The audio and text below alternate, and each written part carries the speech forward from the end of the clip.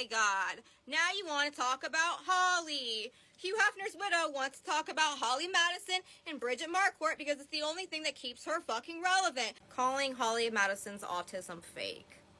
Okay, or choosing a question that calls it that and then playing into it, right? For someone that says they value consent, I just feel like that she really gets off on humiliation. Okay, talking about Anna and just saying that she had an abortion and that she was sleeping with Daniel Tosh, tagging Daniel Tosh. How fucking messy is that? That man has like a wife and kids now, okay? And then the humiliation ritual of Bridget. I believe Bridget moved out of the mansion in 2008, so 18 years ago, okay? And you're still chirp about her, okay? You still choose to answer questions about her that are going to make her feel some type of way, okay? Always trying to play into the narrative that Hef didn't give a fuck about her, Playboy didn't give a fuck about her, she was never talked about, she was never mentioned. I'm sure she wasn't. Why would she be to you? I don't know. She was on her way out when Crystal was on her way in. Bridget moved out of the mansion in 2008, end of 2008, early 2009, so 18 years ago. And Crystal was on her way in. She wouldn't know if Bridget did anything with it. She wasn't in any group activities with Bridget.